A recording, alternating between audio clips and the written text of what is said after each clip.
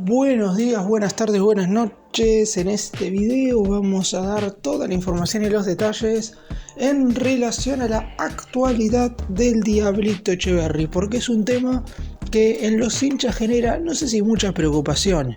pero en general hay muchas discusiones en relación a por qué De Michelis lo pone tan poco tiempo dentro del campo de juego, sabiendo que si bien hay jugadores de jerarquía en el 11 titular que hoy por hoy están jugando en la posición en la cual se desempeña el Diablito, la realidad es que nunca va a poder demostrar Echeverri lo que tiene para dar a grandes rasgos, por lo menos si el DT no lo pone. Y me parece que esta Copa Liga Profesional, donde hay menos presión, más allá de que River siempre esté obligado a ganar, de que el conjunto de Núñez siempre tiene que salir campeón, sobre todo de estos torneos locales, la realidad es que no es la misma exigencia que había ni en la Liga Profesional ni la que hay en una Copa Libertadores. Y sobre todo también porque River está teniendo una racha de partidos como local bastante buena, y es por eso que mínimamente en el Monumental el jugador debería jugar más. En este video vamos a hablar puntualmente de eso y también vamos a mencionar los sondeos que ha tenido del fútbol del exterior, que no han sido pocos, si bien ninguno se ha transformado en una oferta concreta, y también la chance real de que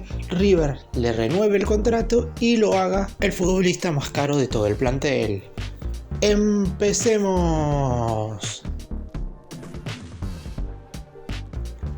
Echeverri debutó en aquel partido contra Instituto a finales del mes de junio, en el cual el más grande ganó 3-1 en condición de local. Es verdad que el DT ya lo había convocado en bastantes ocasiones anteriormente, pero no se le había presentado nunca la posibilidad de sumar minutos. Y en ese momento era algo lógico, porque estaba esperando justamente que su debut oficial en primera sea en condición de local y en un ambiente correcto. Había estado citado en el partido contra Vélez en Liniers, que River igualó 2-2. En ese cotejo claramente no había chance. Tampoco lo había contra Fluminense en el Monumental, era un partido muy complicado. Y por eso De Michelis esperó hasta que River estuviera cómodamente ganando en condición de local. En ese cotejo ante Instituto ya estaba venciendo por 2-1 y tenía un hombre más dentro de la cancha, por lo que fue el momento ideal para que Echeverri sumara minutos. Pero a partir de ahí, ya habiendo hecho el debut absoluto, me parece que no tiene que sumar minutos cada vez que el encuentro se encuentre fácilmente, que Echeverri debería empezar a ser una solución desde el banco como lo son muchos otros jugadores. Debería poder ingresar desde el banco de relevos tratando de poder aportarle algo al equipo que no esté haciendo correctamente dentro de la cancha, y sobre todo en los partidos contra Argentino y Vélez de esta Copa Liga Profesional, donde si bien es cierto que por ejemplo en el banco estaba contra Argentinos Lanzini, que es un jugador que se mueve más o menos en el mismo lugar que Echeverri, que contra el elenco de Liniers estaban el mismo Lanzini y Barco, quizás es lógico que De Michelis ponga primero a estos jugadores, pero me parece que el Diablito no debería quedar totalmente de lado, porque es un jugador con muchísimo futuro. Y sobre todo, un punto a tener en cuenta es que tiene que ponerlo sí o sí ahora, porque entre noviembre y principios de diciembre se va a estar disputando el Mundial Sub-17 en Indonesia. Y claro está,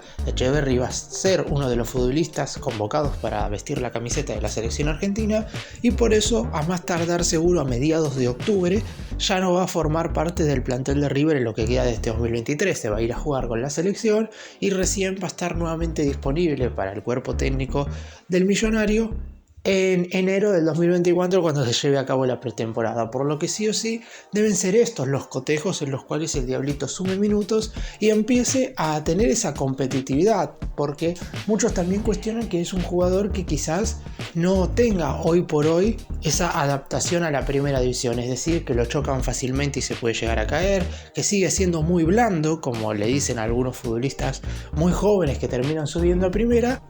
Pero en definitiva, la única forma de mejorar eso es jugando. No veo otra forma. Si bien en los entrenamientos se puede ir adaptando de a poco, y ya hace bastante que practica con el plantel de primera desde que volvió del Sudamericano Sub-17 en abril de este 2023, la realidad es que jugar cotejos oficiales es totalmente distinto, por lo que me parece apropiado que De Michelis lo vaya poniendo, así el equipo vaya ganando, empatando o perdiendo. Otro punto que le juega a favor es que hace mucho tiempo eran solamente 3 modificaciones las que se podían hacer en los complementos, mientras que ahora son 5, por lo que al DT le da la posibilidad de realizar otros 4 cambios, además de poner al Diablito. No es que vas a estar opacando a otro jugador que también tiene que sumar minutos, porque no solo Echeverri tiene que ingresar. Está claro que hay muchos jugadores que también necesitan tener recorrido, pero en el caso de este jugador, que es la mayor joya de las divisiones inferiores del club, debería tener más minutos dentro de la cancha.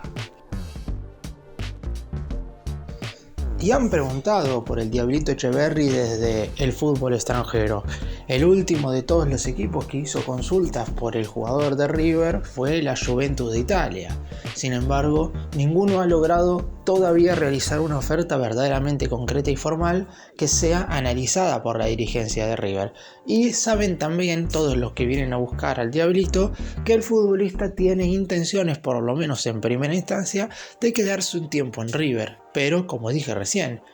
quiere jugar y los hinchas también queremos verlo. Y seguramente De Michelis también en su interior quiere ponerlo, pero pone en primera instancia como prioridad el hecho de que jueguen otros futbolistas y no quemar al juvenil como se dice habitualmente. Aunque repito, me parece que en el Monumental no sería quemado absolutamente nunca, porque la gente lo va a bancar, más allá de que si se equivoca o no dentro del terreno. Pero volviendo a los equipos de Europa que lo han venido a buscar, o por lo menos han preguntado por él, la Juventus fue el último. De hecho, salió una nota en medios italianos importantes haciendo referencia a la intención que tenía la vecchia señora de incorporar al jugador, pero quedó solamente en eso, por lo menos en este último mercado de pases. A partir del siguiente periodo de transferencias puede llegar a pasar cualquier cosa. Recordemos que volverá a abrirse en el viejo continente el 1 de enero hasta el 31 del primer mes del año que viene, y posteriormente tendremos el mercado de verano a mediados del 2024, que es donde normalmente vienen a buscar a estos jugadores jóvenes. Hay que tener en cuenta que los elencos más importantes de Europa ya no son de contratar futbolistas de 23-24 años, sino que la prioridad es incorporar jugadores de menos de 20, y a su vez que estos futbolistas se sumen a las divisiones inferiores en primera instancia del conjunto europeo en cuestión para jugar allí una temporada y después sí hacer su debut en primera. También hay que tener en cuenta que esto más que nada se hace con jugadores brasileños. En Argentina quizás no ha sucedido tanto, pero en Brasil sí ha pasado mucho en estas últimas temporadas, y hay algunos clubes que quieren adoptar esta medida, pero ahora con futbolistas argentinos. Y obviamente, si nos guiamos por los menores de 18 años que tienen un futuro espectacular, el Diablito Echeverri aparece en una lista como los más prioritarios. Es un jugador con un muy buen cambio de ritmo, que jugando con los chicos de su edad ya ha marcado la diferencia, y seguramente cuando tenga continuidad en la máxima categoría lo hará también con jugadores más grandes vistiendo el manto sagrado. A su vez, también en el mercado de inicios de este año hubo otros equipos europeos que preguntaron por él. De hecho, el Paris Saint-Germain de Francia fue el que más cerca estuvo de hacer un ofrecimiento real. No lo terminó haciendo por una cuestión de que el mercado ya acababa,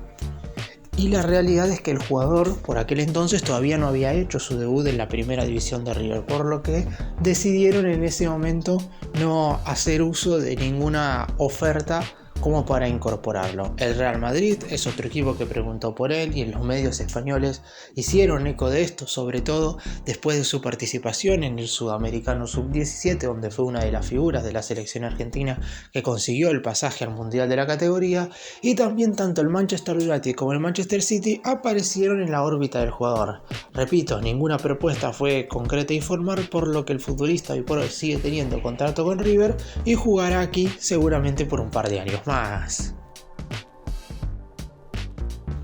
Su participación en el Mundial Sub-17 puede ser vital a la hora de que llegue o no un ofrecimiento verdaderamente importante en el siguiente mercado de pases. Como ya sabemos, los ojeadores y buscadores de los equipos más importantes del mundo suelen ver esta clase de torneos,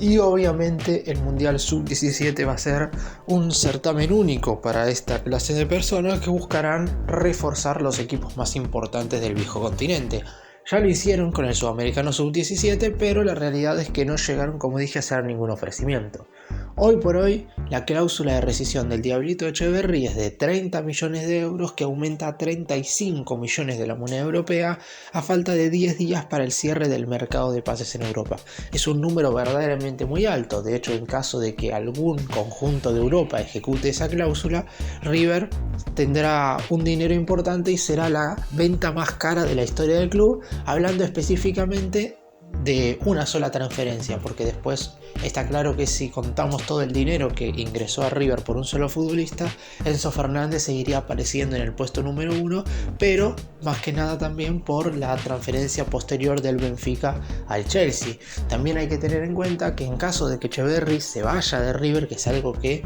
por el momento nadie quiere, seguramente River acepte venderlo por un poco menos que el valor de la cláusula, pero quedarse con un porcentaje del pase, porque eso hoy por hoy es más determinante que venderlo por un número exageradamente alto en este momento, porque en River también intentaron aumentarle la cláusula a 50 millones, pero en principio el representante del jugador no estuvo de acuerdo, porque en ese momento en el cual los dirigentes entablaron conversaciones con el agente deportivo del mediocampista,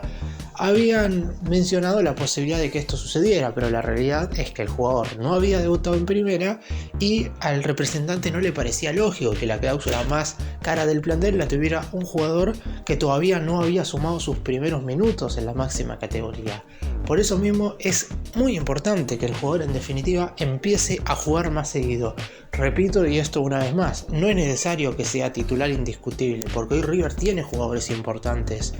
en la posición en la que se desempeña Etcheverry, pero media hora en el segundo tiempo puede ingresar sin ningún tipo de inconveniente, más allá del resultado del partido. Si River va ganando, mucho mejor, porque quizás le servirá para jugar un poco más suelto, pero si está empatando o perdiendo y necesita el más grande ir en búsqueda de la victoria o de la igualdad,